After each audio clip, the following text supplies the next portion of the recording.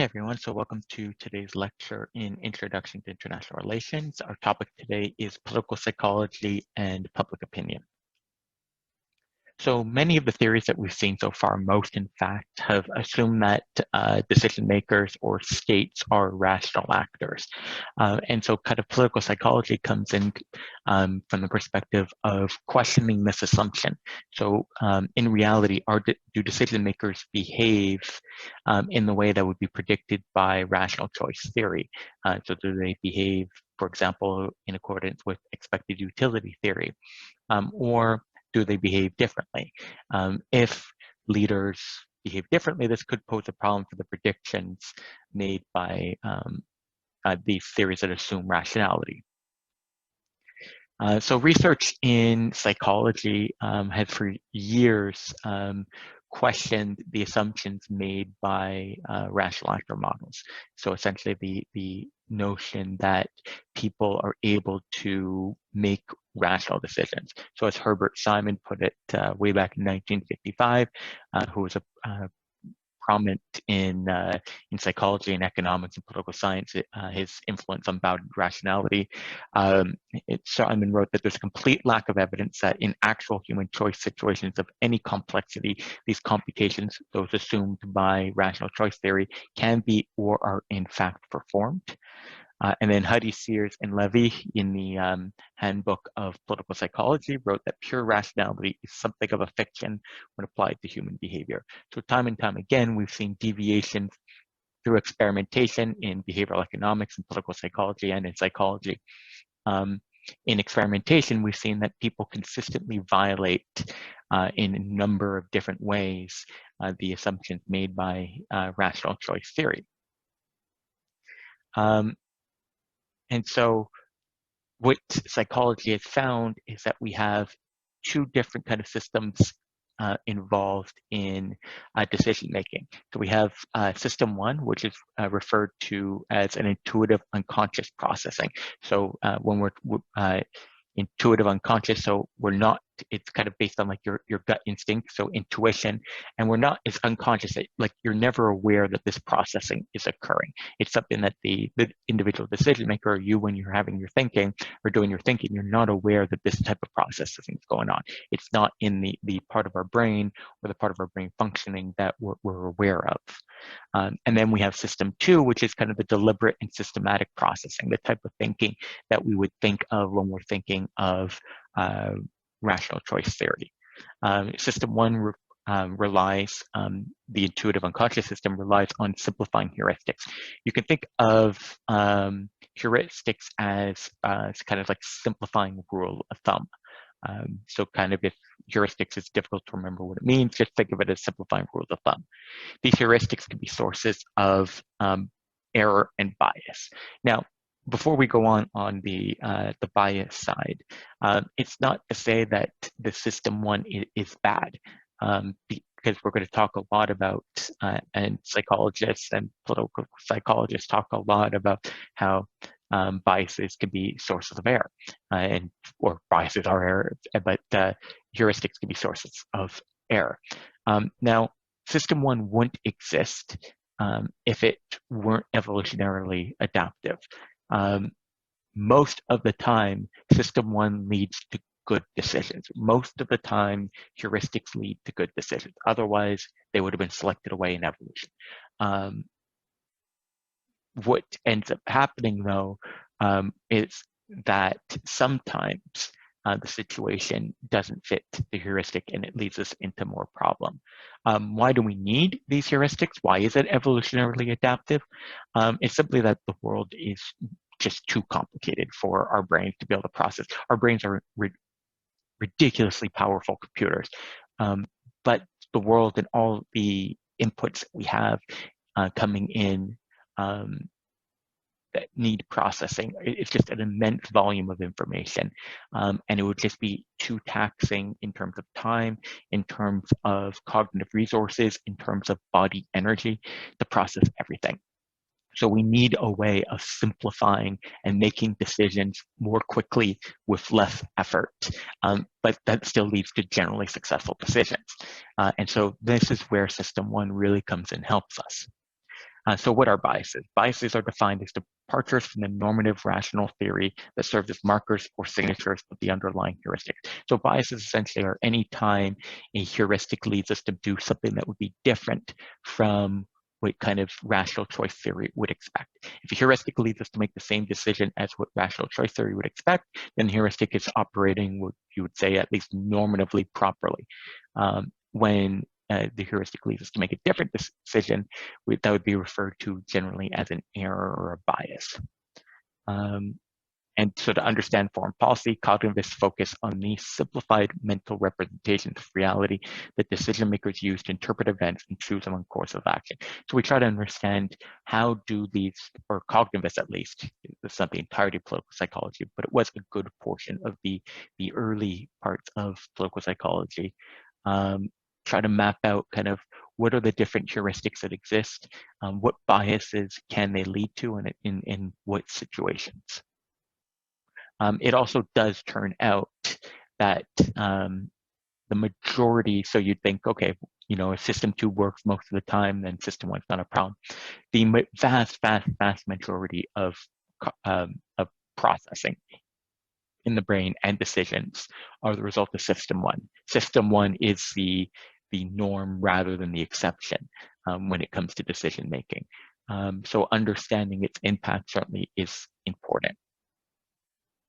So now we're going to look at a few of kind of the heuristics and biases type findings that exist, things that have been found to influence decision making in ways that may depart, not always, but may depart from what rational choice theory would expect. So one is the fundamental attribution error. I think probably better just referred to as attribution theory, in that it's neither necessarily fundamental nor necessarily an error, but it's properly called the fundamental attribution error. So we'll go with that. And so this is simply the actor-observer difference in attribution. So attribution is when we're assigning cause to an event. So is it caused by a particular person? Is it caused by a situational factor? What was the reason for a particular behavior or particular action? And so according to the attribution theory, negative behaviors or others are caused by dispositions. So dispositions are elements of their character. But our own negative behaviors are caused by situational factors. Conversely, positive behavior of others are caused by situational factors, whereas our own positive behavior are caused by our own dispositions. So, for example, if somebody else, particularly someone we don't like, does something bad, that we explain it by referring to it's some element of their character. So they're a bad person, and some element related to them being a bad person. If we do something bad, if one of our actions leads to a negative event, we explain it by referring to some element of the situation. So something that was out of our control. So it could be an accident. It could be there was bad information that was provided. It could be that the task was too difficult and anybody would have failed under the circumstances, but has nothing to do with us as people. Similarly, if we do something good, it's because we're a good person. If an adversary does something good or another person does something good, it's because it was something in the situational, it's something in the situation. So for example, if they did well in a test, it's because it was an easy test, not because they're smart. If they did something nice, it's because they want something in return, not because they're a nice person. So this can lead to some problems. First, in terms of reputation. So many theories in international politics and many diplomats believe reputation to be important. According to this, it can be almost impossible to change a reputation. So no matter how many good things an adversary does, if we always explain it as being caused by the situation, then they can never get credit for it. Similarly, then they do one bad thing and it's reconfirmation of their negative action. Similarly, an ally or we do something, a member of our group does something good, and it's confirmation that we're a good person. But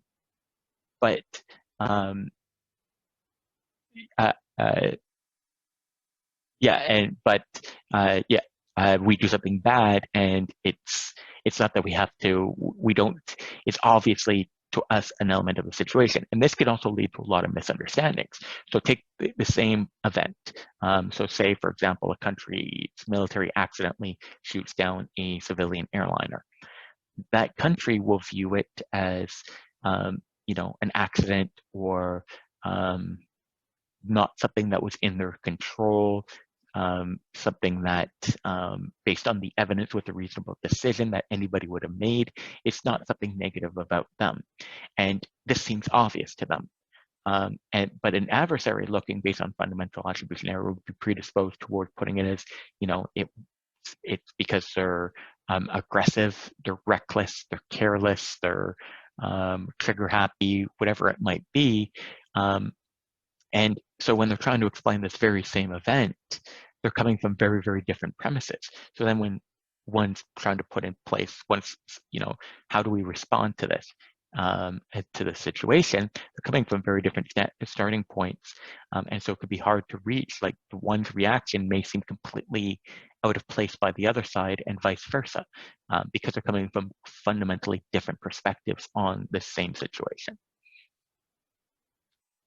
Second is a tendency towards overconfident. So people are excessively confident in their factual judgments and predictions, especially for difficult problems. In four policy realms, such overconfidence leads decision makers to first dismiss opposing views out of hand.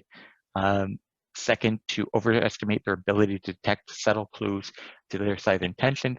Three, to assimilate incoming information to their existing beliefs. So because there's leaders, or just individuals in general, who will be so sure that their decision, their views are right, when people give kind of conflicting views or other views, we throw it aside, confident in our own thinking. We overestimate our ability to be able to kind of see clues, right? We can pick up on these little signs that are hints to the other side's intentions. Because remember, intentions, many theories almost just throw intentions out because they're notoriously difficult for theorists looking afterwards, and certainly for policymakers at the time, to determine intentions.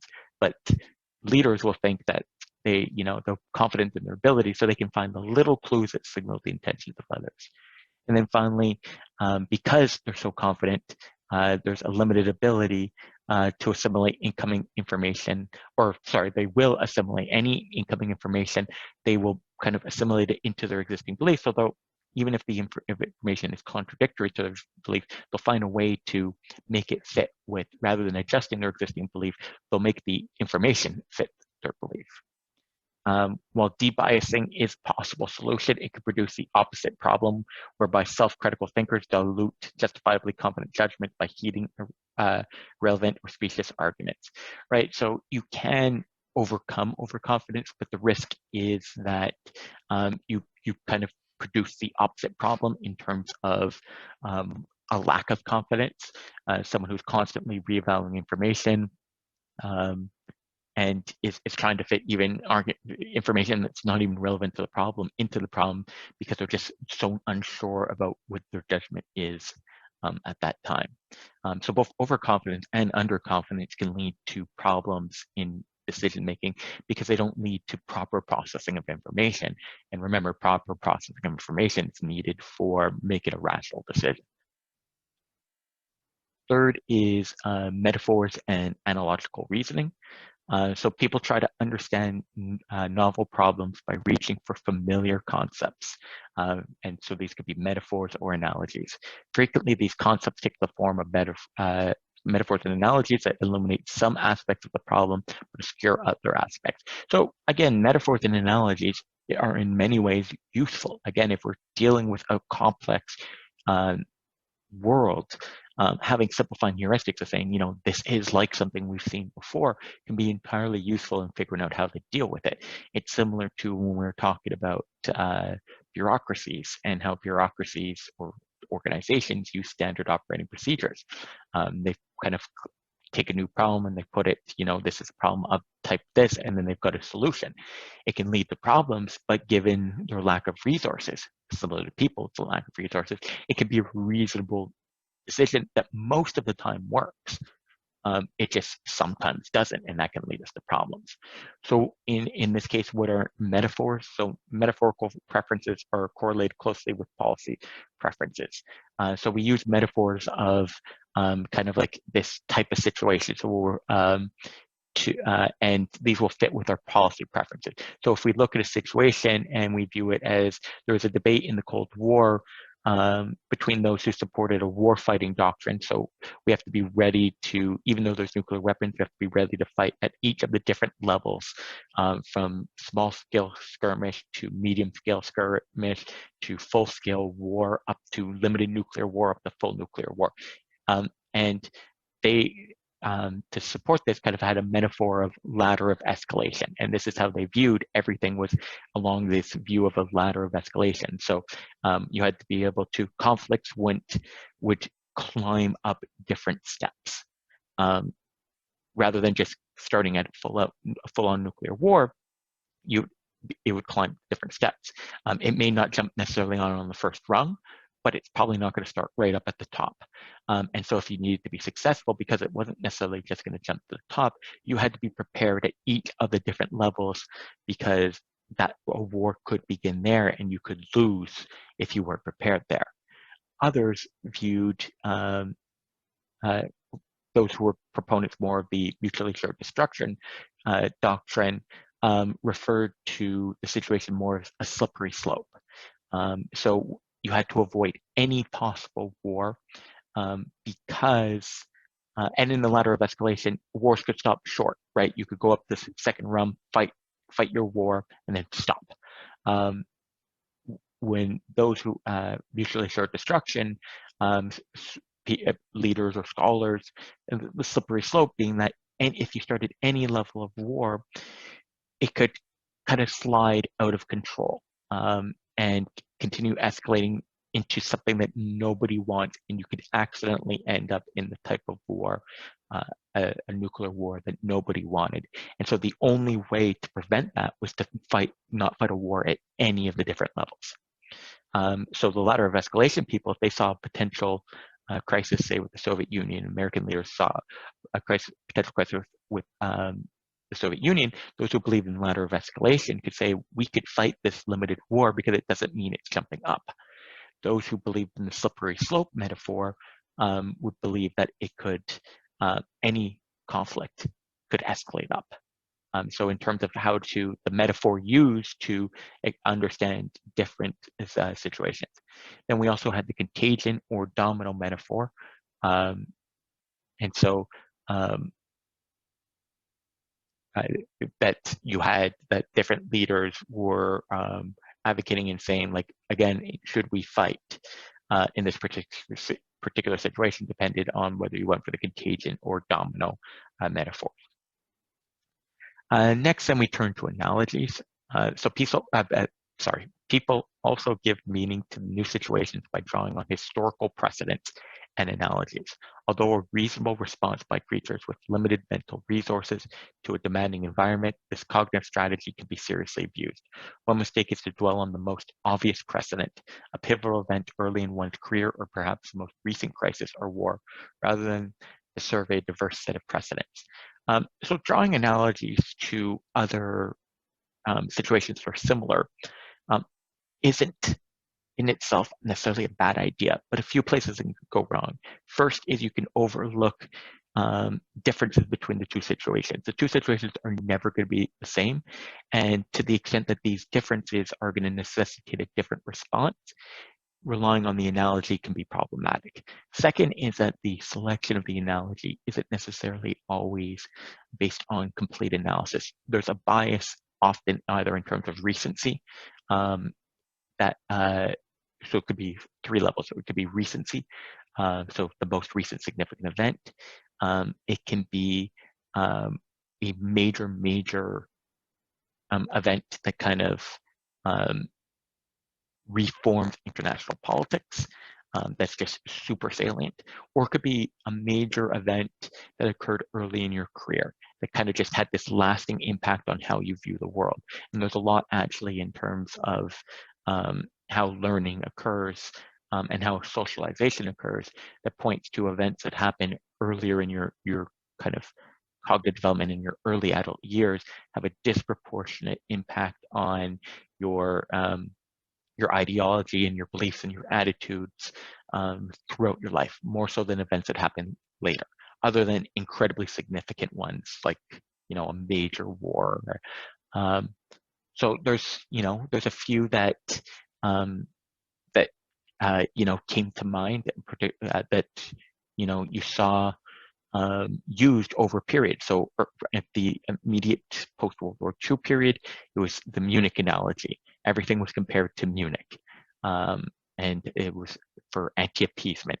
Then after Korea, there was a brief Korean War analogy. And then after Vietnam, there was a long and lasting Vietnam War analogy and kind of an aversion to war. There was an element in the early 1990s of a Somali analogy in the United States, certainly a 9/11, so comparing situations to possible 9/11s. Some of them had longer lasting, where like you'll almost never hear of the Korea analogy. Now that one, unless you were early in your career at Korea, that one's probably pretty much fallen off. Similar, even Vietnam has probably largely fallen off, although that one's had a bit more staying power, and you have more of the Vietnam era people still around making decisions. So that's a little bit more powerful still, and it just had such a profound effect on U.S. foreign policy. The one that has had a tremendous staying power is you still will hear reference to Munich. To most people who have knowledge of foreign policy or of IR, you don't have to say appeasement. You could just say Munich, the Munich analogy, and everyone will know you're referring to appeasement. Whereas, I mean, the other ones, we have to name an entire war for people to know what analogy you're talking about. When it comes to World War II, just saying Munich, most people within foreign policy or diplomatic history will know what you're talking about. For even now, even for people who were born decades after World War II, it had that level of salience. So research by Kong in the early 1990s showed how the US's Vietnam policy was shaped by the perceived similarity to Korea.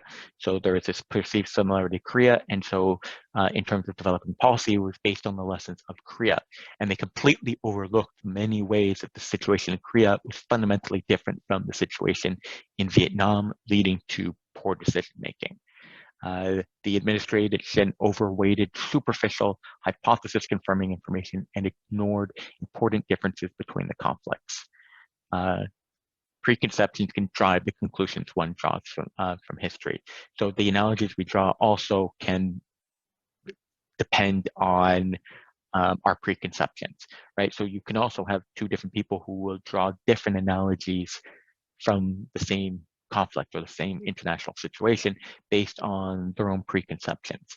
But often the major analogies that we're talking about, people will draw pretty similar ones. They may just apply them in different situations. Next, we have belief perseverance. So foreign policy beliefs often resist change. Cognitive mechanisms such as selective attention to confirming evidence, denial, source derogation, and biased assimilation of contradictory evidence buffer beliefs from refutation. So once people have beliefs, this is similar to overconfidence in some ways, but going more to fundamental beliefs rather than overconfidence over kind of a particular decision or assessment or ability to make good decisions. This is more about how strongly you hold to your beliefs, even in the face of potentially conflicting information. So ways that you can protect your beliefs are selective attention to confirming evidence. So we only look for evidence that will confirm our own views, our own beliefs. Denial of any contradictory evidence. Source derogation means sometimes rather than attacking the information, particularly if the information sounds problematic for our beliefs, we'll attack the source. So this didn't come from a credible source, and therefore we don't have to pay attention to it. So you see a lot of that with those who are kind of anti-science will attack individual scientists or attack the scientific industry or the academic kind of industry, so because the evidence coming out of the scientific discoveries aren't comfortable They attack rather than attacking the findings themselves, which is more difficult. You test the credibility of the source. You see a lot of that in the media too, attacking kind of the credibility of different sources. And then biased assimilation of contradictory evidence. So again, we take evidence that doesn't fit the belief, but we shape it when we kind of interpret it into a way that fits with what we already believe. So prospect theory, and we'll talk a little bit about the theory itself, emerged more recently in the 70s and 80s as kind of an alternative to rational choice theory. So a lot of the heuristics and biases literature has identified kind of deviation from rational choice theory, but it's never been integrated into kind of this universal catch-all, particularly simple alternative, right? It's more like you've got rational choice theory, this is how it can be wrong. Prospect theory is kind of a somewhat of an attempt to have a replacement. So it's based on a lot of similarities, say, to expected utility theory, but it tries to correct expected utility for some deviations that we see in terms of how people actually make decisions under kind of situations involving risk or gambles. It's a slightly more complex because it's correcting for mistakes. It's slightly more complex than expected utility theory, but it's still, so it's more difficult to apply also than in the real world. It requires more information than, say, rational choice theory does to apply, but it becomes an alternative theory, one that is relatively complete, similar to rational choice theory. So if we were in classroom, we would have kind of done a couple of different examples where each of you would have gotten one of two possible texts. Instead, I will show you both texts. So what I'll do is we'll read through this, then you can pause the video and make a choice as to which of these, whether you choose program 1 or 2, and then once you've made your decision, we can move on. Just to premise it, there's no right or wrong decision here. There's nothing to say that if you're right if you choose program 1, there's nothing to say you're right if you choose program 2. Both are legitimate decisions. So, and this is kind of an alteration of a version, or sorry, of an experiment done by Kahneman and Tversky. I understand with COVID, it's maybe not the most comfortable example. I also make it even worse. Their name for it was problematic even before COVID, but so it's slightly reformed. So here's a scenario. If the following scenario were to take place, which program would you choose? Imagine that Canada is preparing for the outbreak of a rare disease, which is expected to kill 600 people. 2 alternative programs to combat the disease have been proposed. Assume that the exact scientific estimates of the consequences of the program are as follows. So we put in place program 1, and 400 people will die. We put in place program 2, and there's a 1/3 probability that nobody will die, and a 2/3 probability that 600 people will die. So pause it and think about what decision you would like to make.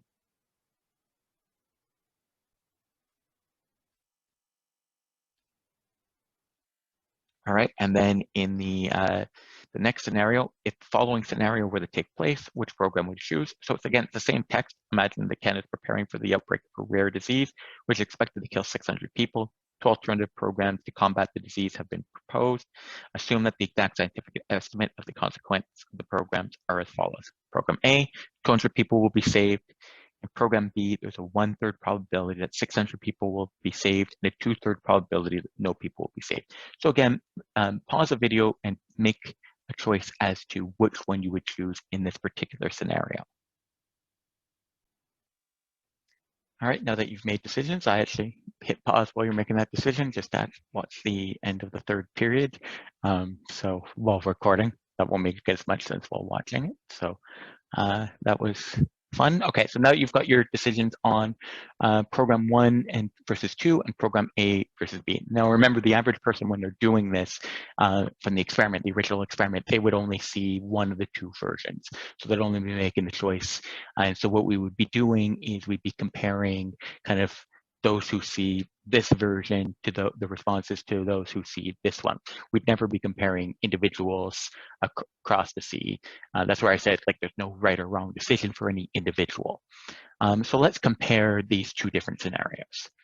So first, program A and program 1 are identical, right? So let's look at program 1 first. So 400 people, and what we'll do, we're going to look at it in terms of expected utility for each of these different options. So program 1, 400 people will die. And let's take utility as people alive. So we've got 600 people alive. So if everyone's alive, 600 people. If everyone's dead, 0 people. So 400 people will die. That means 200 people are alive. So it's a utility of program 1 of 200 people. Now let's look at program A. 200 people will be saved. So 200 people will be saved means 200 people alive, means utility of 200. So in program 1 and program A, there's a expected utility of 200, and it's a certainty, right? There's no gamble here. There's a 100% chance of 200 people being alive. Next, program B and program 2 are identical. Let's start with program 2. There's a 1/3 probability that nobody will die and a 2/3 probability that 600 people will die. So in terms of the expected utility, so 1/3 probability that nobody will die. So that means there's a 1/3 chance that 600 people will be alive. So 1/3 times 600 is 200. And then a 2/3 probability that 600 people will die. 600 people being dead means 0 people alive. 2/3 times 0 is equal to 0. So there's an expected utility here of 200, and it's a gamble with a 1/3 and 2/3 chance. Now let's look at program B. 1/3 probability that 600 people will be saved. So 1/3 probability 600 people being alive. 1/3 times 600, 200, and a 2/3 probability that no people will be saved. No people being saved, 0 people alive. Utility of 0. 0 times 2/3. 0, so 0 plus 200, 200. So program, and again, 1/3 and 2/3 probability. So they even have the same probabilities, both of them, for program 2 versus program B. Now, all 4 of them are actually identical if we just from an expected utility perspective, in that all of them, all 4 of them, the expected utility is 200. Where the difference is in terms of program 1 and program A, there's no risk. And program B and program 2, there's risk. And remember when we talked about expected utility, I said some people are risk loving, some people are risk neutral, some people are risk averse. I said that's fine, right? What's important is consistency. If you're risk averse, you're risk averse. If you're risk loving, you're risk loving. If you're risk neutral, you're risk neutral.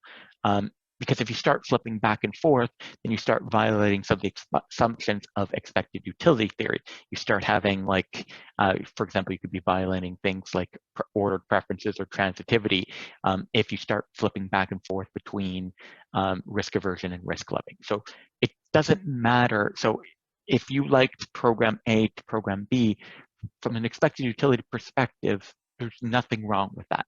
And if you preferred B to A, same thing.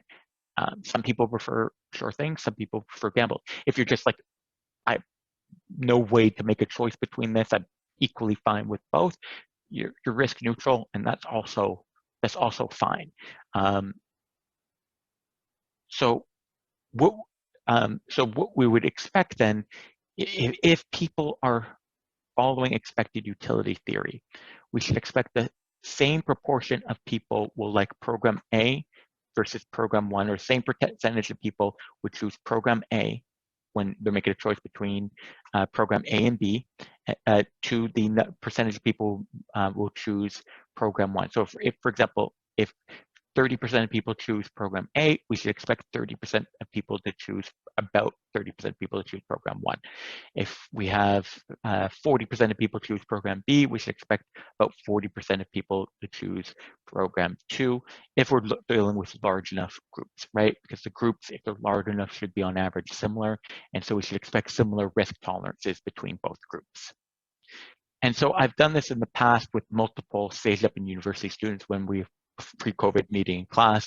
And so I've compiled kind of probably about 700 students worth of data on it from previous years.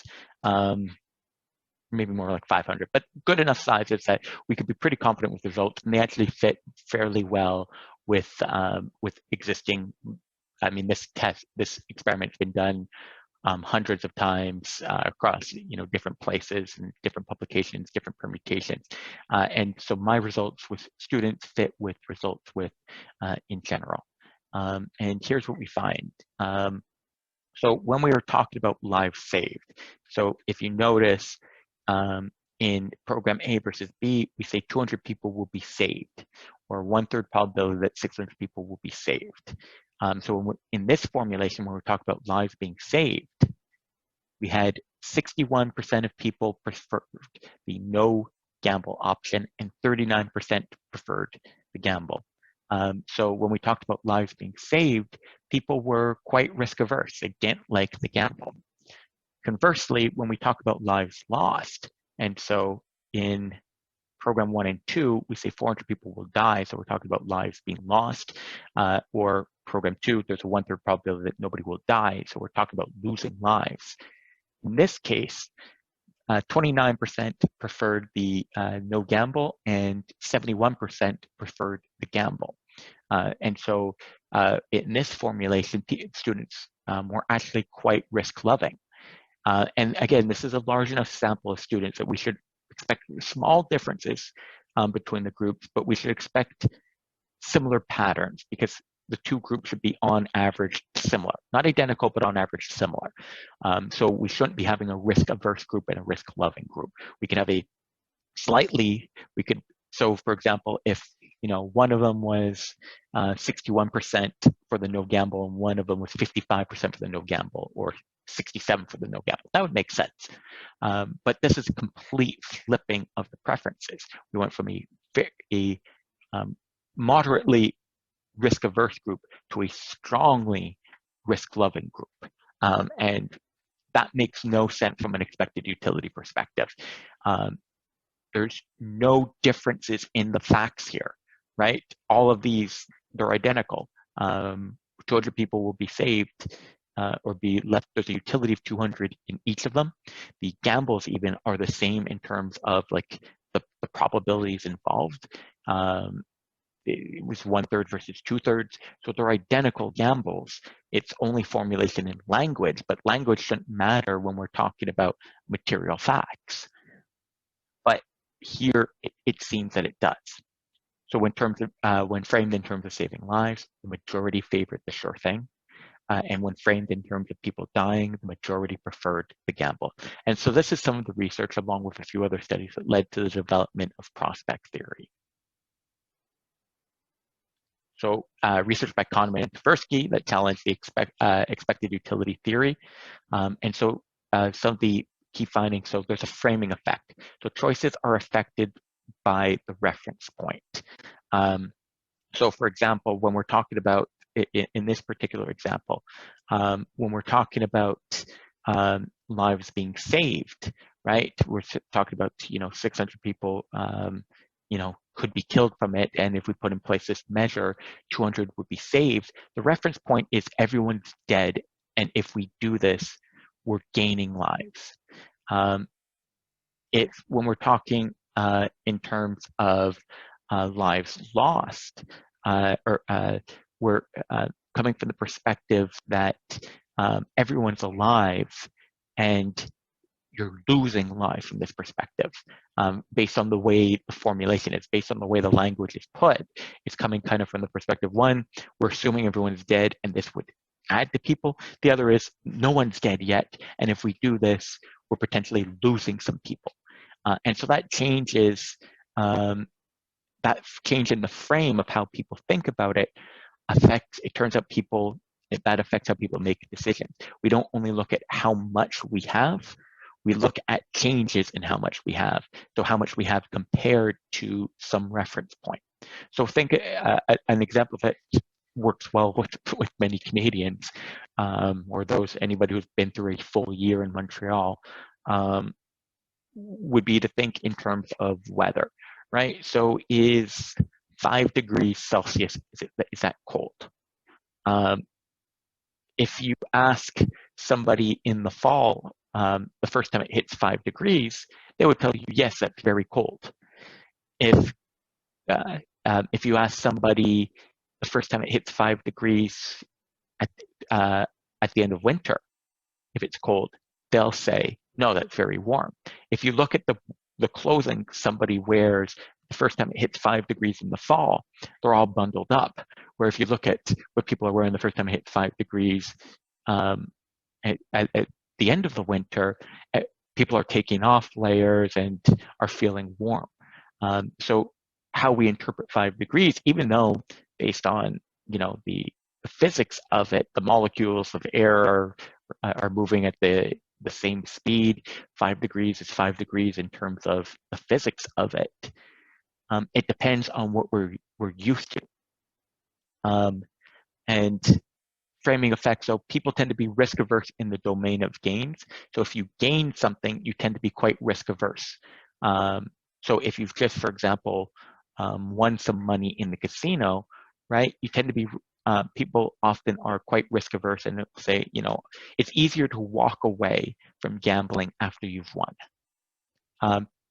People tend to be risk loving in the domain of losses. So again, think of the perspective of a casino, and if you've ever seen people losing, right, they keep gambling saying, if I play one more hand, I could win it back. If I play one more hand, I could win it back. If I play one more hand, I could win it back. If I play one more hand, I could win it back. And at the end of the day, they end up losing it. So the casino could tolerate the people in the domain of gains who walk away, because they might play for a little bit for fun and lose some of it, so they may not even walk away with the full amount they had. Some of them will start losing too much that they'll fall back into the domain of gains and gamble it all away. But even if people walk away with moderate amounts, because they're not going to be gambling much more when they're in the domain of gains, they walk away with small victories compared to people who are enter into the domain of losses. They start losing, and then they just keep going and going and going and going and going, and often getting into a bigger and bigger and bigger hole. But it's because they have a very different tolerances for risk. Person who's looking at, should I keep gambling when they're in the domain of gains? It's like, well, I've got this, I'm plus $200. Do I want to gamble that? Do I want to walk away with that, or gamble, potentially come out with more, but potentially lose some? And they're going to look at it being like, plus 200 is pretty nice. Someone who's down 200, if they're looking at it being like, I can come out even, or I could be down another, I could be down 400. They're going to look at it and be like, oh, coming out even, if I can save myself, that's great. So we have differences in framing effect in terms of how people approach risk. And so this is a problem for expected utility theory. This is a problem for rational choice theory. But it turns out this is what fits experiments on decision making. In choices, losses loom larger than gains. So risk-loving behavior for losses is more pronounced than risk-averse behavior is for gains.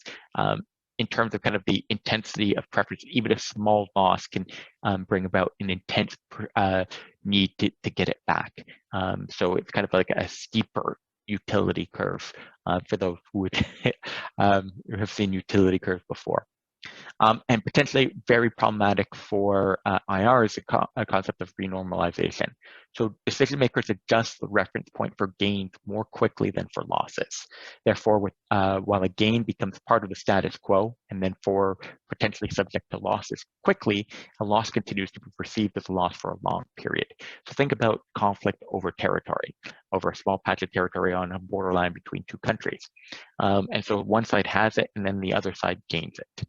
The side who just gained it, even though it historically hasn't been their territory, because we adjust very quickly to gains, we adjust our reference points very quickly to gains, their reference point very quickly will be, this is my territory. And so then if they lose it in a subsequent war, it's not, it's not going to be approached as, we lost the territory that we never had before, so we go back to normal. It's, we lost a part of our core territory. And then the side that had it originally and who lost it, they're not going to adjust their reference point. So the side who gained it adjusted the reference point. The side who lost it, they're not going to anytime soon adjust their reference point. To them, they'll feel like they're in the domain of losses for a prolonged period of time. And if you also think then about the side who's in domain of gains isn't going to necessarily understand why the other side is being aggressive about a territory that clearly belongs to them. And the other side's not going to understand why they don't understand the aggressive behavior, but also the side in the domain of losses is much more likely to exhibit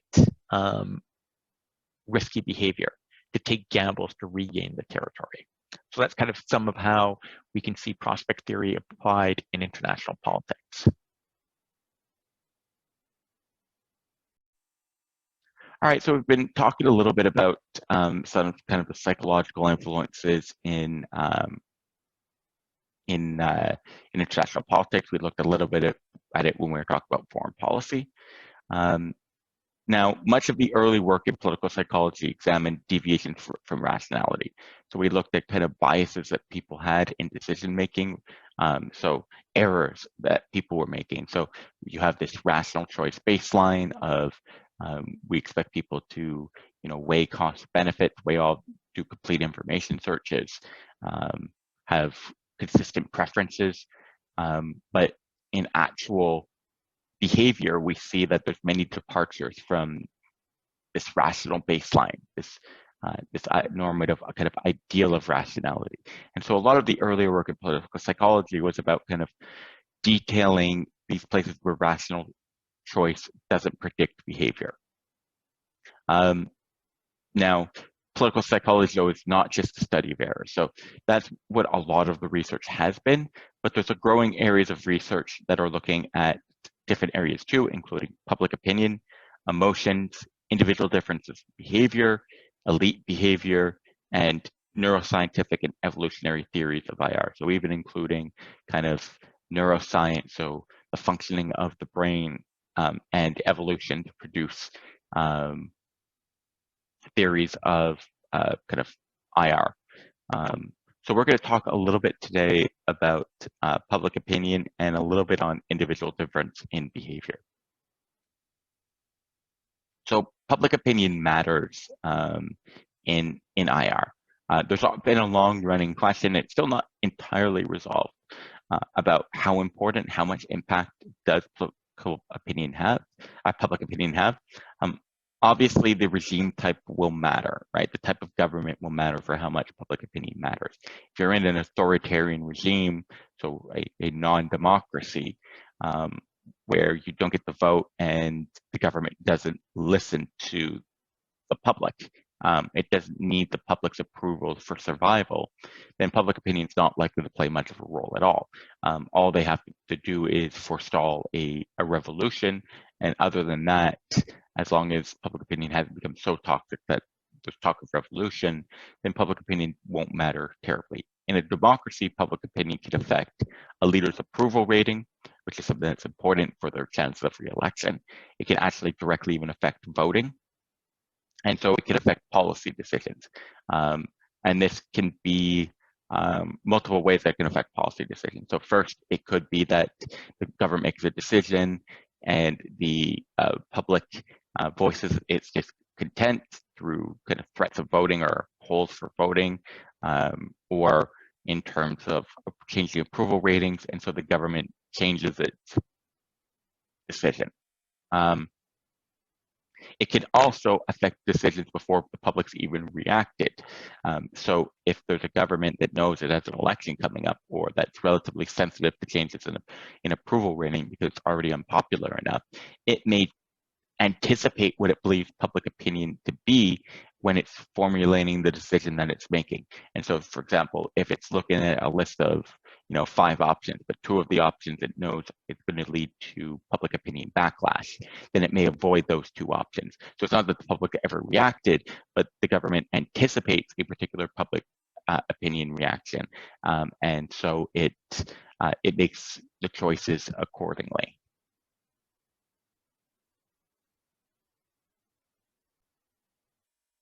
So if public opinion matters, then the question becomes, how does the public make decisions?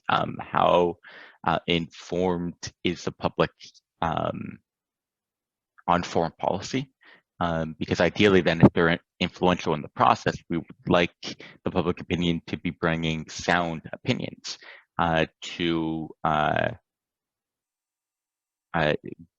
the kind of the foreign policy making process. Now, political knowledge in general about all ranges of politics is quite low among the public, but this is particularly true about foreign policy. And this misinformation can have an important impact on public opinion, right? So if you're forming your opinion on the basis of incorrect information, incorrect understanding of the situation, then this can lead you to have misinformed or policy preferences.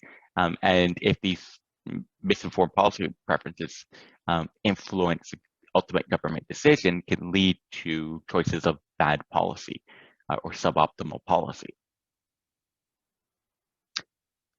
So here's one example of kind of how low levels of information can lead to problematic policy decisions or at least policy preferences.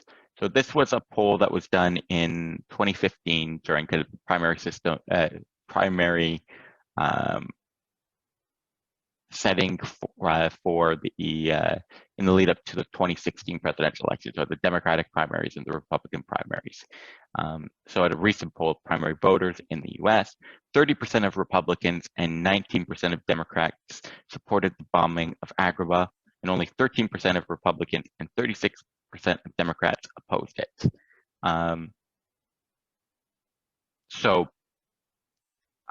Now,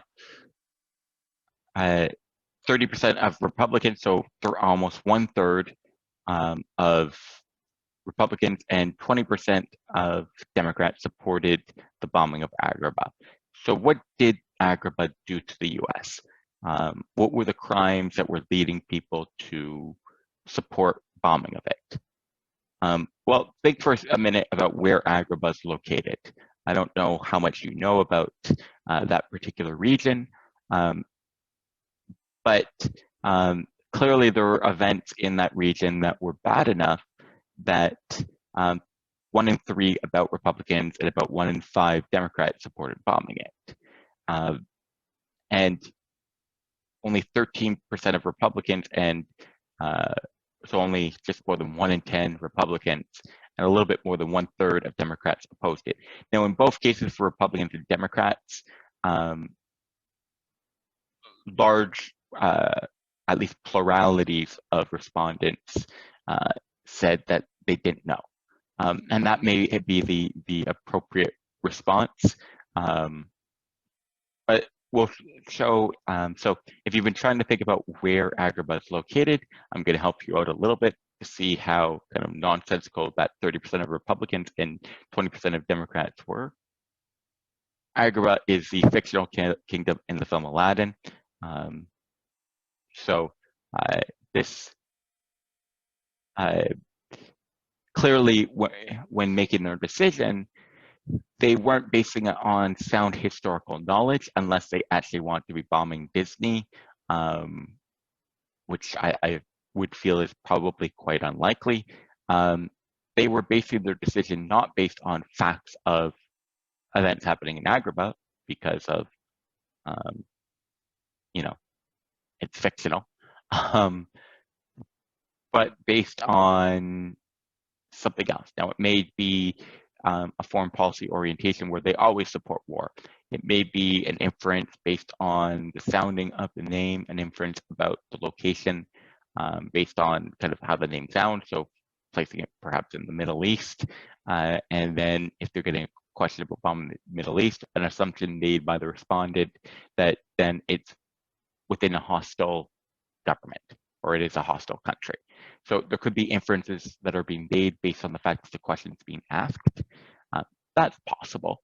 But clearly, there are people who were making decisions about whether they support bombing of a country on the basis of very little understanding of the situation to no understanding of the situation. This here is in the context, so this was a survey done in 2014, around the time of the start of the Russia-Ukraine conflict over Crimea. And so survey respondents were given this map and they were asked to identify the Ukraine, and then they're asked a series of questions about foreign policy preferences. So each dot is a respondent's kind of click for where they selected the Ukraine to be located. So hang on, I just want to turn on annotation so you. So, you know, many of the responses aren't terrible, right? So any of the responses are kind of in the Eastern European context up against the border with Russia.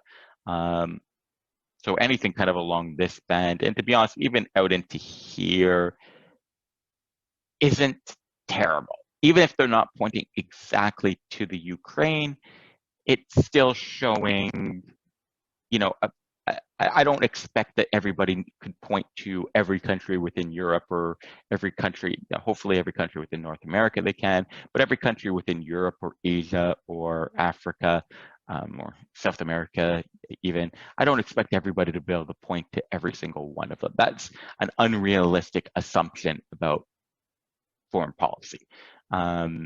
And just political information in general.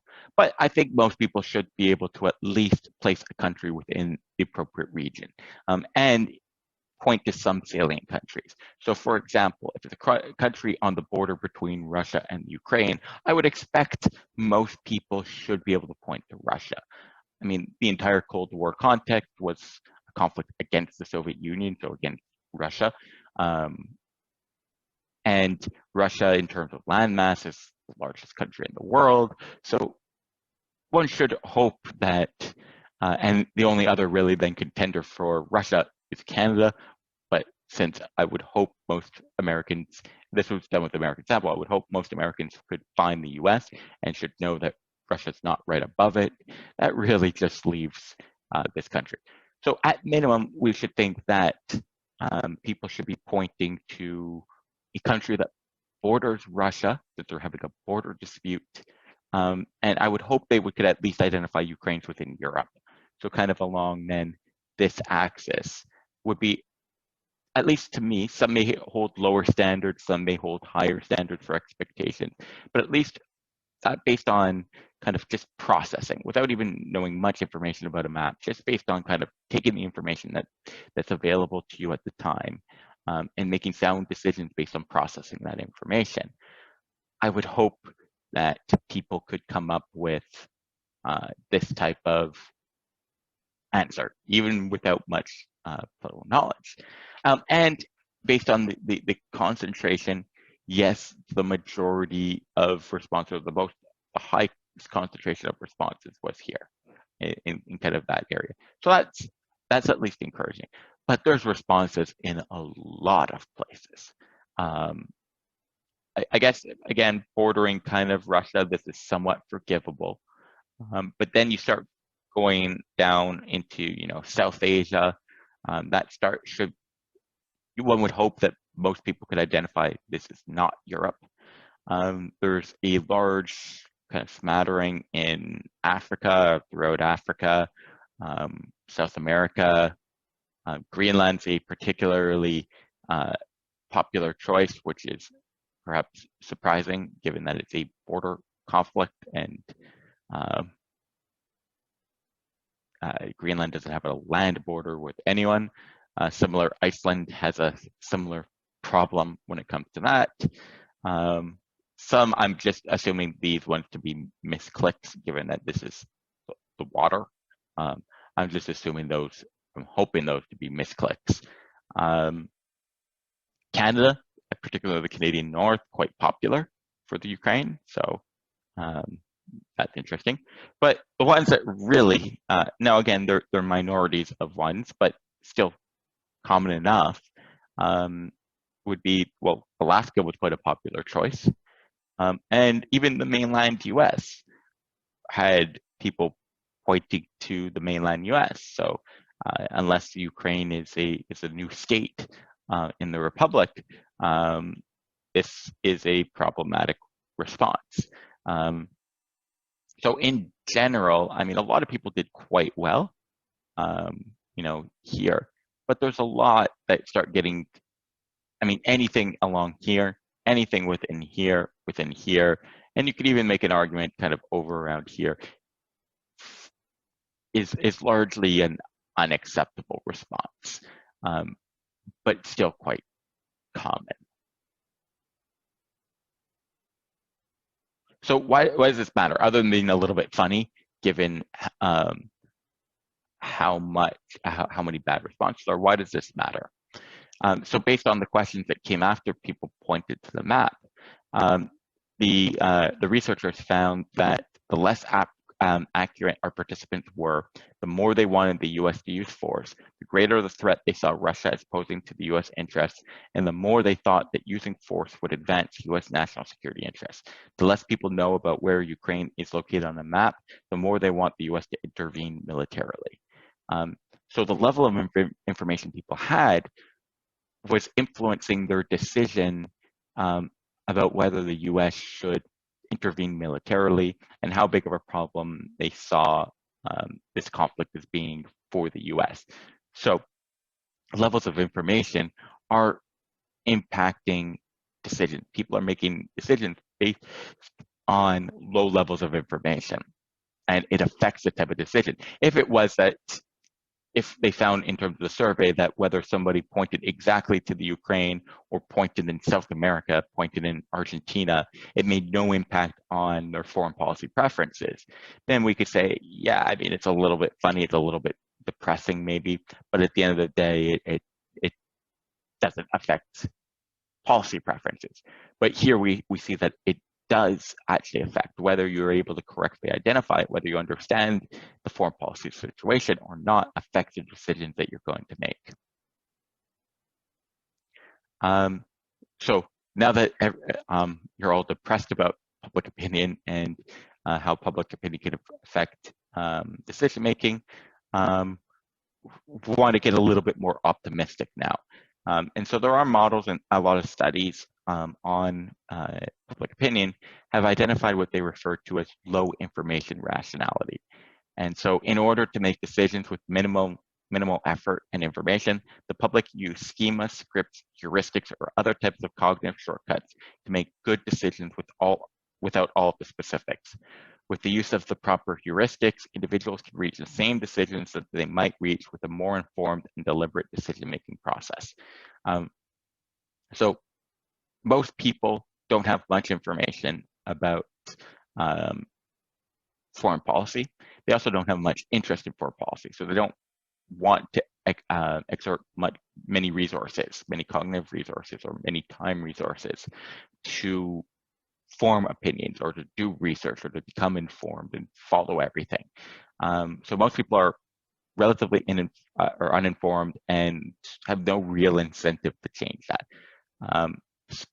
So they can't follow kind of rational decision-making processes to reach good foreign policy decisions because they don't have the prerequisites for that. They don't have the information and they don't have kind of the effort to be put in to reach those decisions. But they use instead kind of rules of thumb, so cognitive rules of thumbs. So in this type of situation, we do this. They use shortcuts to be able to make good decisions without all of the specifics. And in fact, many studies have found that people can, using these shortcuts, reach about the same decision most of the time that they would have reached even if they'd followed a more informed or deliberate decision-making process. So they can reach good decisions based on their attitudes, their preferences, their situation. They can usually reach pretty good foreign policy decisions even without following this rational baseline. So maybe their low information, low effort most of the time can still allow them to form solid preferences. And now in the previous example, we saw that there were deviations people that having low information affect their decisions, but they may not have had all the tools available to use those shortcuts. So what are the shortcuts that people can use? So first is foreign policy attitudes. So people may hold kind of stable foreign policy attitudes that informs how they should respond in any situation of a particular type. They can also use kind of shortcuts based on external cues. So these can include cues from the media, leaders, and other foreign policy elites. So for example, if there's a news media source that you typically trust, right, and typically the opinions presented on that media program or on that media site fit with the things that you would like, then rather than becoming informed, you could just assume that if normally that media fits, their opinion fits with what you'd like. In this particular case, their opinion will fit with what you like. So you could take kind of the opinion that they formulated as a cue for how you should think. Similarly, you could look at a civic leader or political leader from your preferred political party, for example, and whatever cue that they're giving on the conflict, trust that because you agree with them on most issues, you're going to agree with them on this particular one. You take their cue and kind of trust the opinion that they're giving. So internal cues can come from personality, can come from values, it can come from ideology, or it can come from attitudes. So I want to look at a couple of these. So personality being more innate, so based on kind of the personality that you're born with, values, ideology, and attitudes all being things that are learned. So values are abstract beliefs about desirable end states or behaviors that transcend specific circumstance and context and guide evaluation and behavior to be rank ordered in terms of relative importance. So foreign policy dispositions derive from values that structure not only political life, but social life in general. So we have certain values just in general in our life, not that aren't even necessarily related to foreign policy, but that affect our social and our political lives. So how open are we? How desiring are we of security?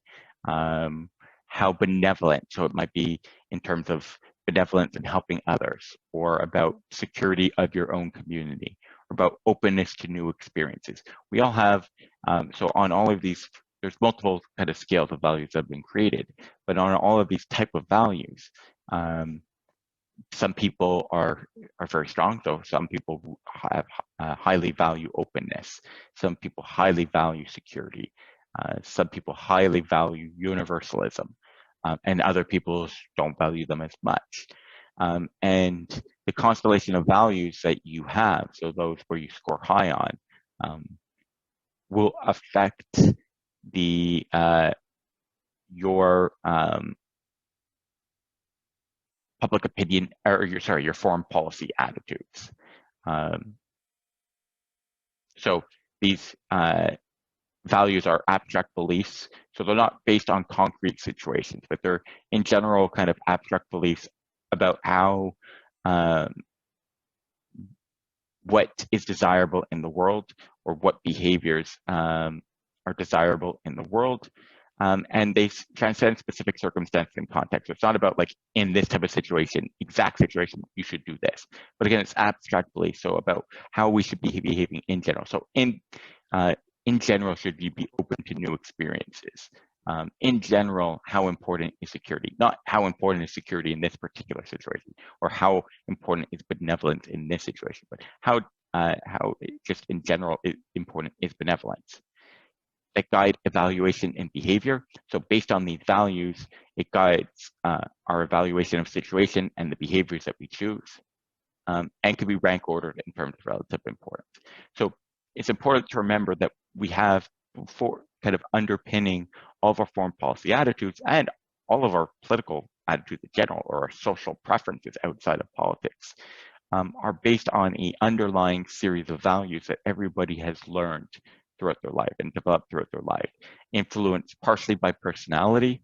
So there's a lot of research in psychology shows that values are partially influenced by personality, but also influenced by our by our upbringing. So through socialization, what we learn from our family and our friends and our experiences.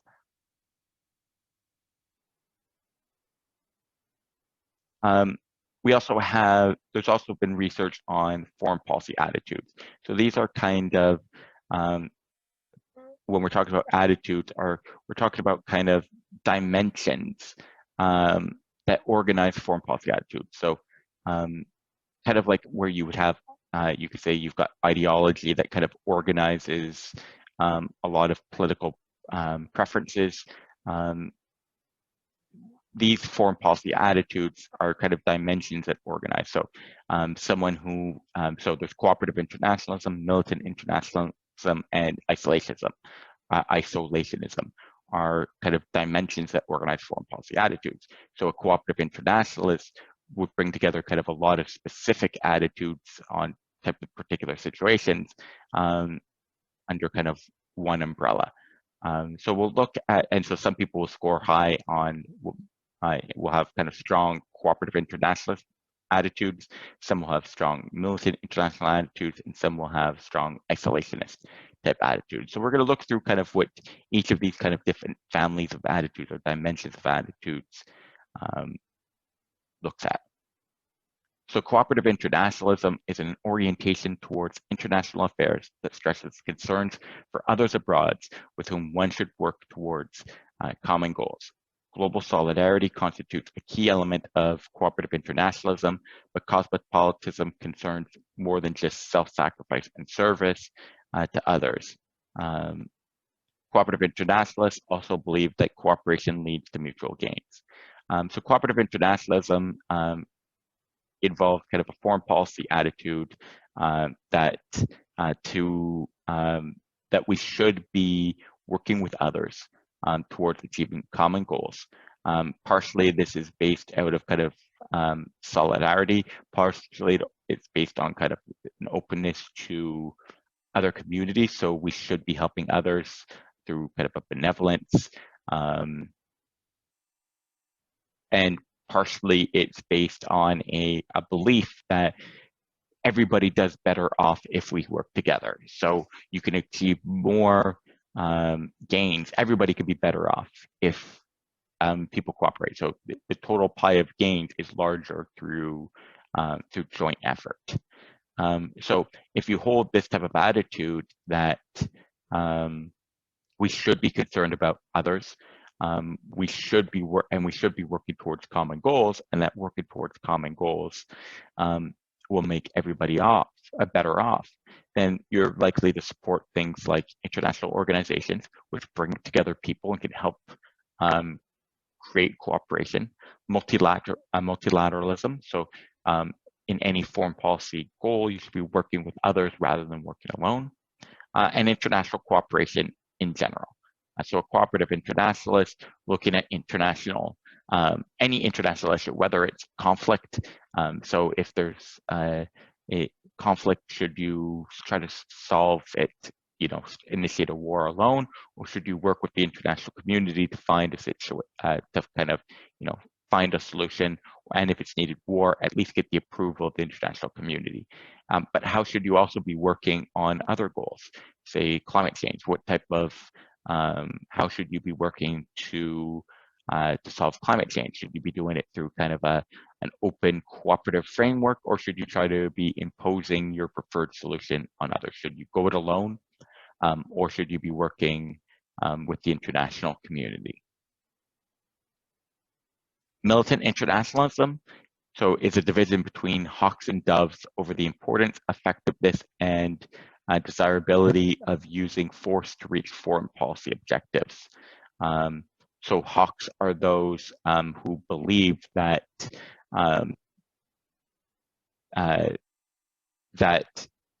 military force is an important part of the foreign policy toolkit. So if you've got all of the different things from using military force to diplomacy to economic sanctions and economic tools, they can be used in foreign policy. Military is an important part of that toolkit because it's an effective tool. So using military force is often effective for reaching your goals. So for example, we'll believe that using military force can protect you from others challenging you. So being strong can make the state better off. Doves, on the other hand, will typically view that using military force is less important for state security, and in large part because it's often ineffective. So it can lead to greater problems than it solves. So that's militant internationalism. And then finally, isolationism. So supports turning inwards and withdrawing from international affairs. And isolationist disapproves of both foreign military engagement and collaborative multilateral efforts to solve global problems. So this is someone who believes that the state should be kind of just focusing on its own internal problems and really kind of disengaging from other countries except when necessary. So it disapproves both of isolationists disapprove both of international cooperation, so kind of the cooperative internationalism, so solving problems together, but also disagrees with kind of the foreign military engagements that are common of militant internationalism, because often viewing that those impose costs on the domestic state, and that the foreign problems that are being solved by militant internationalism should not be the concern of the state. So yes, it may say, for example, it could be if in the US, which is powerful enough to intervene in many places, from an isolationist perspective, they might say, yes, this problem in the Middle East is, a problem for the world or for the region or for the countries involved, but it's not our problem to solve. And so we shouldn't be using our own resources to solve it. So each of these are separate but interrelated dimensions. So on each of them, you could score high or low on cooperative internationalism, on militant internationalism, or isolationism. So they're distinct dimensions of foreign policy attitudes, but they're correlated. So for example, somebody who scores high on isolationism, because isolationism involves disapproval of foreign military engagement and collaborative multilateralism, should score low on both militant internationalism and cooperative internationalism. Someone who's hawkish, who values the use of force, will typically score quite low on isolationism and likely quite low on cooperative internationalism. Now these are kind of correlations. There are strange patterns. So there's someone who could be quite isolationist, but has some limited support, say, of militant internationalism. Or there could be someone who scores quite high on militant internationalism, but also who thinks the use of military force is important, but who's also open to cooperation with others, either to form alliances for military or to cooperate on non-military issues. So there are areas where you could score high or relatively high on two of the different dimensions. But in general, scoring high on one typically means scoring lower on the others. And so through these different attitudes, you'll use these kind of families of attitudes or these broader attitudes to then form your preferences on any given issue. So if an issue arises, a specific foreign policy issue arises at any given time, so there's this looming conflict between your country and another country, how should you handle that conflict? Should you just completely disengage in isolation and saying, we don't need to be fighting with them, we shouldn't be having an issue, we should just be focused on our own thing, so let's just tell them, okay, no more fight over this, we're fine? Should you be using military force, or should you be using kind of the international community to help find a multilateral cooperative solution?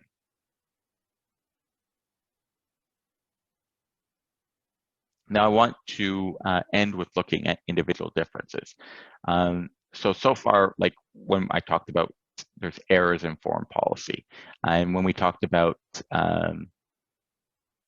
for example, when we looked at prospect theory, we saw that kind of in general, people kind of flip their preferences and kind of based on the pattern. And if we talk about, different heuristics that people use, different shortcuts that people use, and I said that leads often to errors or deviations from rationality. And so there's been a lot of times people found that, say, 75% of people behave in a way that deviates from what we would expect from rational choice theory in one study, or another might find 30% deviate from what we would expect in rational choice theory. And so the question that, and I was involved in this study, so the question we ask is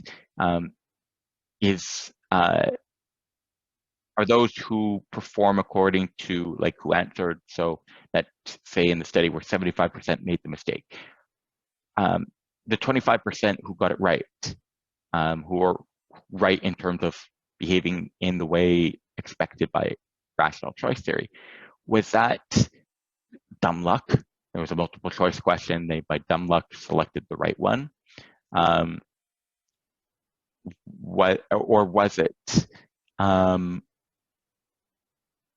case that they score higher on just rationality? Is it the case that our error is random? So one time it might be one person who makes an error, and the next time it might be another person, the next time it might be another person. Or is rationality predictable? Are some people more rational than others? So there are individual differences that could explain, that could predict errors or deviations from rationality. So are there psychological micro-foundations to rationality? Can we use psychology to explain who's more likely to behave in a rational manner than others? And so we used a combination of a laboratory experiment, and the laboratory experiment was a bargaining game, and it was incentivized, meaning that based on your performance, you received money. So everybody in the game received $10 for showing up, for, I think, spending about 45 minutes with us.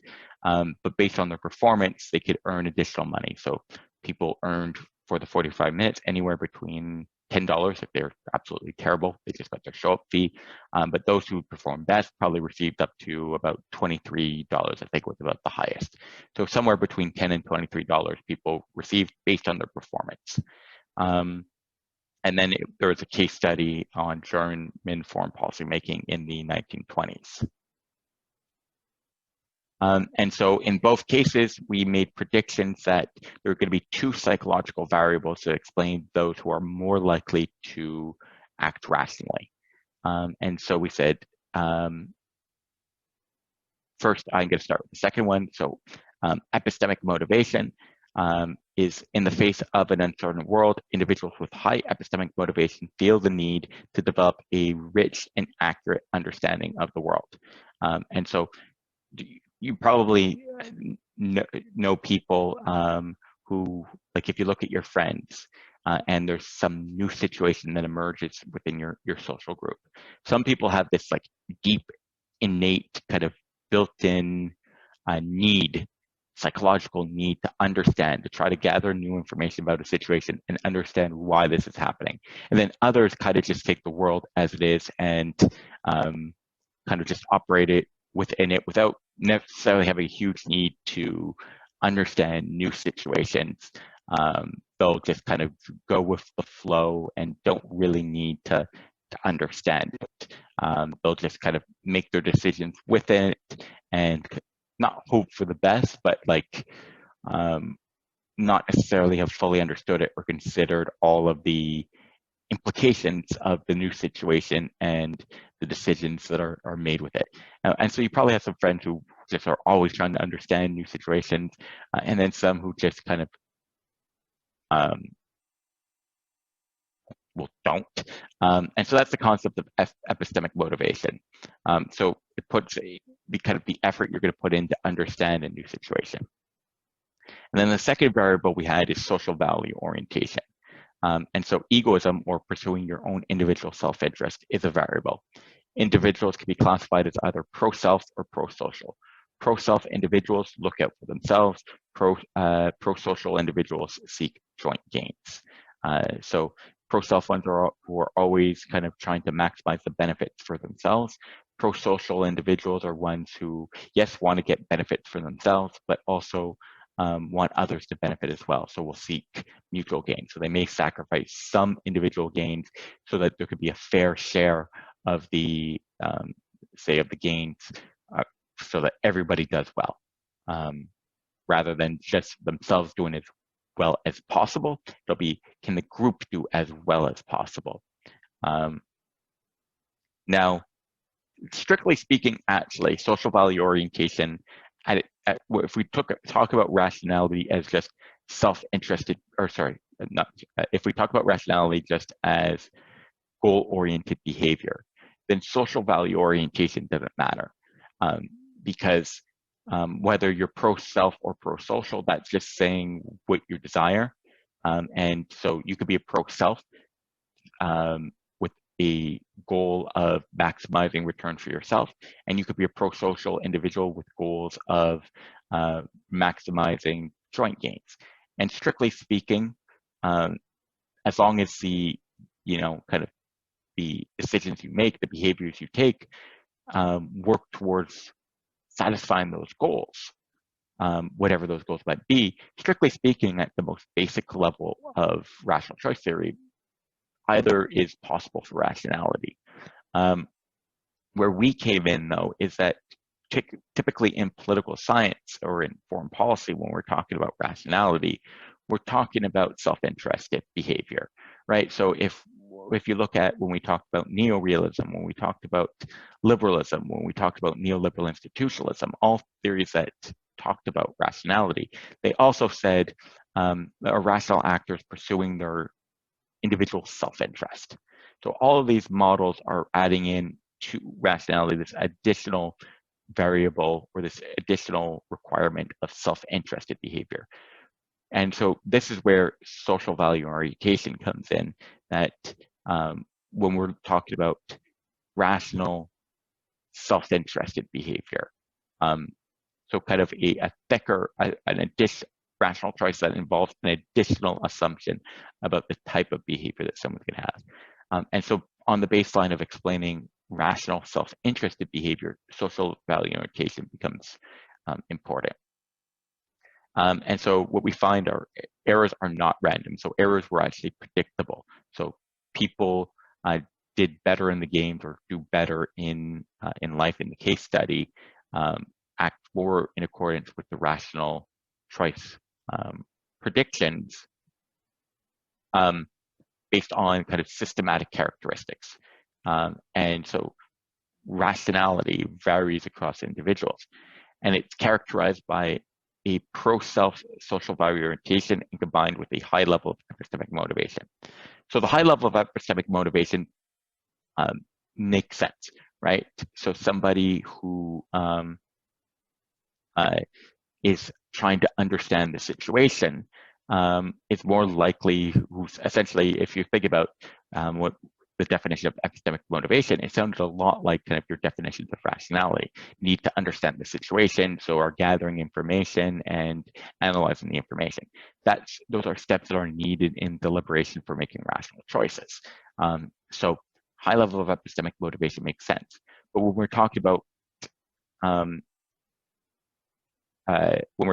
rational self-interested behavior, epistemic motivation is not enough. It requires also a pro-self social value orientation, so where you're going to be looking out for yourself.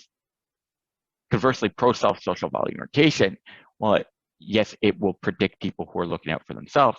It's not going to necessarily predict alone whether somebody makes an error or not. And what we found was that in complicated situations, like you'd normally find in international bargaining, there's often complicated situations where the ideal response requires nuance, requires understanding. For example, in the game that we had, changing power dynamics, and those who were pro-self, it was a game with multiple rounds, and those who were pro-self in every single round tried to pursue their own individual benefit. And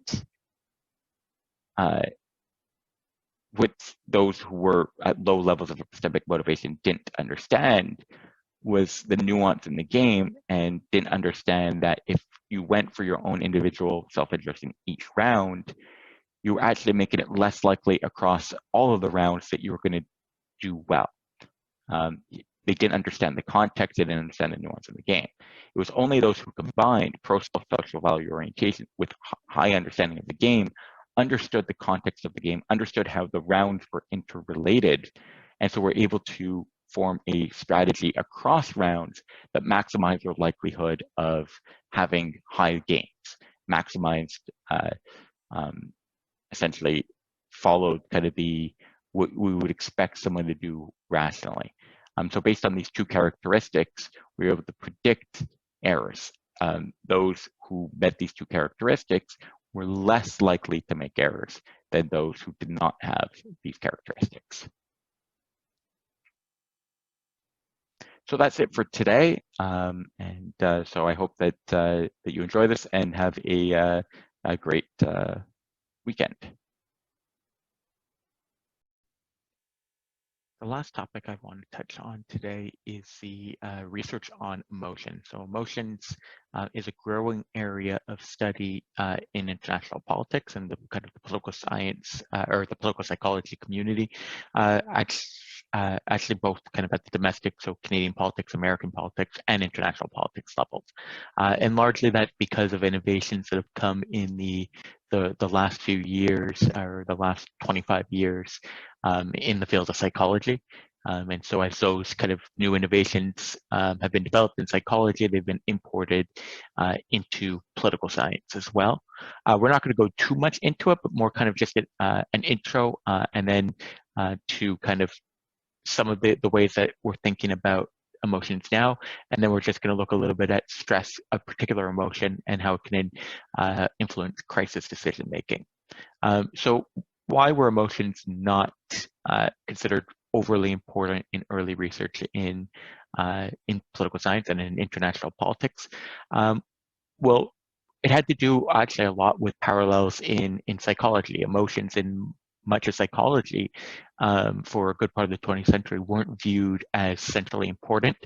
There wasn't as much research on emotions as there was on cognition, for example, or and when it comes to international politics in general, emotions were either ignored because they were viewed as epiphenomenal. So even if they were present, even if someone felt a particular emotion, they didn't impact their decision.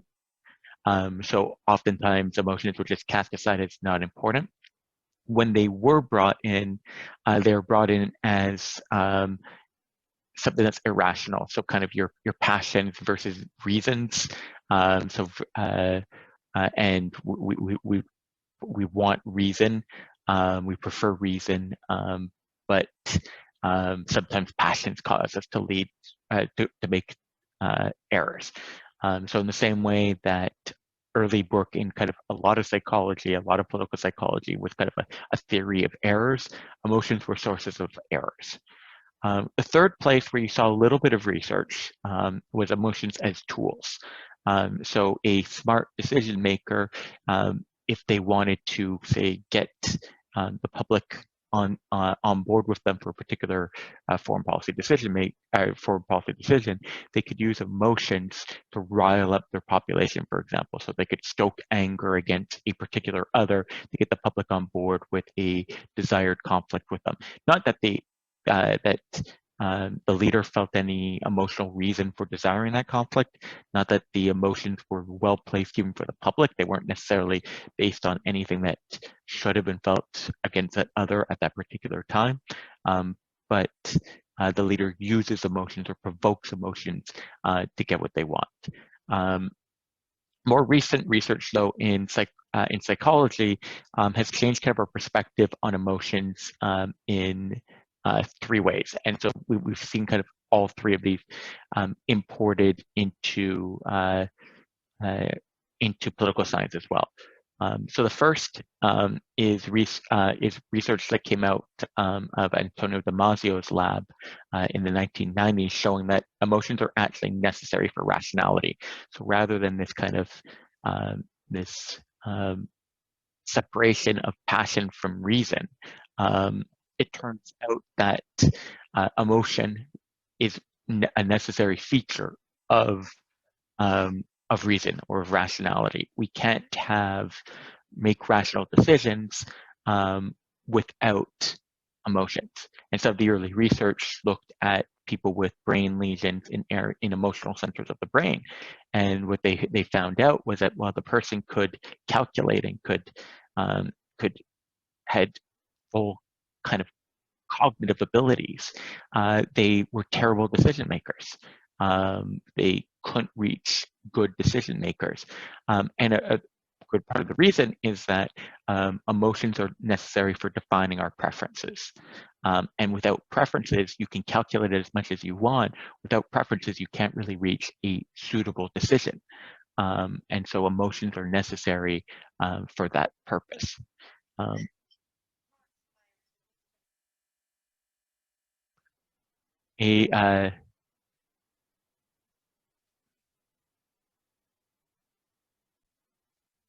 A related line of inquiry coming out of similar labs, at least initially, looked at the role of incidental emotions. So if emotions are necessary for rationality, the question becomes, are emotions always beneficial, right? Are all emotions helpful for making decisions? Because clearly some emotions are needed for making decisions. And the research on incidental emotions found that emotions that are not involved in the task at hand, emotions that are incidental to the task at hand, are ones that can lead to problems, that can lead to bad decision making. So for example, imagine you're driving a car. And so the task at hand is successfully and safely driving your car, and you receive a phone call that you won the lottery. Now, I would imagine that winning the lottery would provoke a good deal of emotion, hopefully positive emotion. And these positive emotions that would come flooding in may not be adaptive for successful driving. It could lead you to lose your focus on the road. Also, if you got a phone call about bad news while driving, this could lead you to these negative emotions, which are not related to the task of driving, right? Could distract you from the task of driving and lead you to have a bad experience, or a worse experience than the bad news, right? And what's complicated for, any human making decisions is that any decision we're making at any given time is embedded in, a wider context. We're humans with many different things going on in our life, and this includes politicians, right? When a politician's making decisions, say about war, right? They're also embedded they also have other things going on in their political lives. They're leaders of a country. They've got a lot of domestic issues that they're probably dealing with at the same time. Those may be provoking emotions. They have family and friends, right? And family and friends can provoke a lot of emotions in our life. So imagine a leader who's going through a bitter divorce at the time, or just had a birth of their first child or grandchild, since many leaders are typically older. So just had the first birth of their grandchild, right? There's a lot of other things going on in their lives, in their professional lives, their political lives, their personal lives. And if they provoke strong emotions, these may not be helpful in reaching good foreign policy decisions. We can also kind of look at national mood, right? Beyond kind of short-term emotions provoked by particular, like, smaller events. We can also look at kind of the impact of, say, a significant event such as COVID-19 or 9/11, which produces a national mood, which then spills over into decisions that we're making. So if you're feeling depressed or lonely or frustrated with everything happening with COVID, and then you're put into this foreign policy decision, you're bringing in that baggage with you. So this is the place where emotions can cause problems.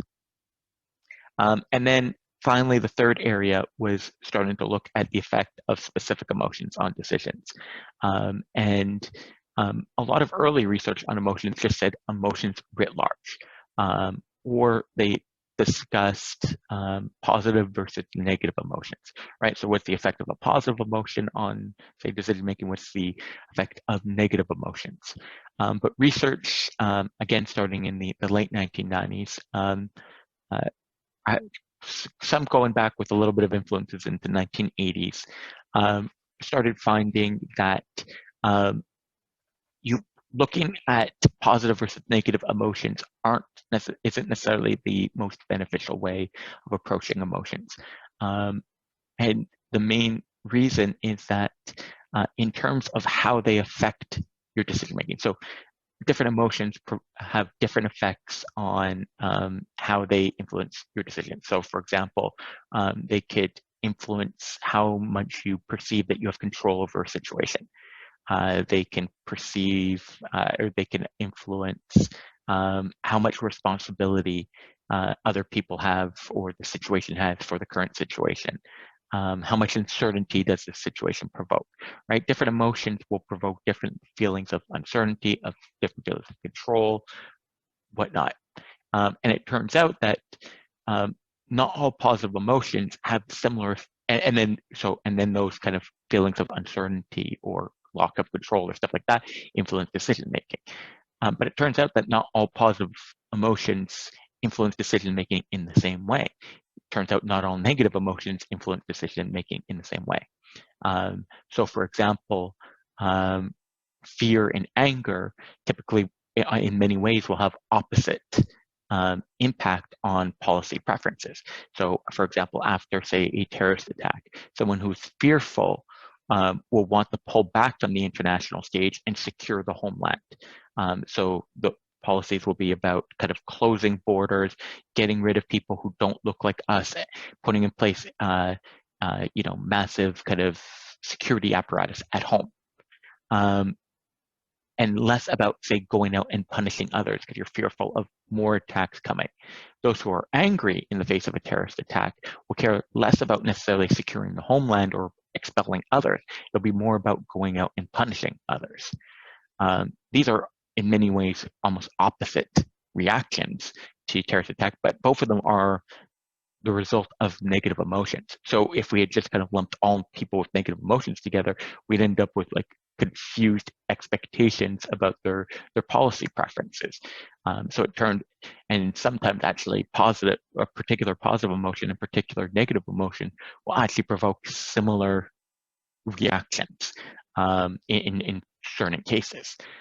So we need to look at kind of the differences between, happiness versus fear versus anger versus sadness, and all of the different emotions that we can have, and figure out how they influence decision making.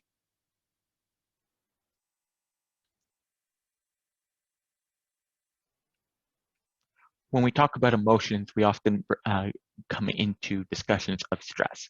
And it actually turns out that stress in and of itself is beneficial for most studies, or many studies on stress actually find that stress is actually usually beneficial for decision making. So if we have no stress whatsoever, then there's no urgency in making decisions, and we're not really going to weigh all of the consequences because there's no weight on us of we need to do this properly. And if there's no weight on we need to do this properly, we're probably not going to use a lot of cognitive resources in figuring out the optimal solution. So very, very low levels of stress or absence of stress is actually not ideal for decision making. It turns out typically as stress increases, that actually quality of decision making increases. But it does hit a certain point where we pass optimal levels of stress and quality of decision making starts going down. Now, in crises, decision makers have to process a large amount of information, and they have a limited time to do so, and are aware that miscalculations can be disastrous. So crisis, you have limited time to make a decision.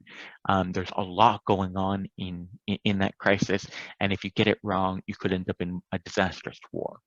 These conditions can produce sufficient stress to reduce the information processing capacity of individuals involved, right? So when you're dealing with a crisis, we can pass that threshold where increased stress leads to improved decision making. If we can pass that sufficiently that we start declining in our ability to make decisions, and in very severe crises with extremely high levels of stress can actually lead to poor decision making. It reduces the information processing capacity of individuals involved.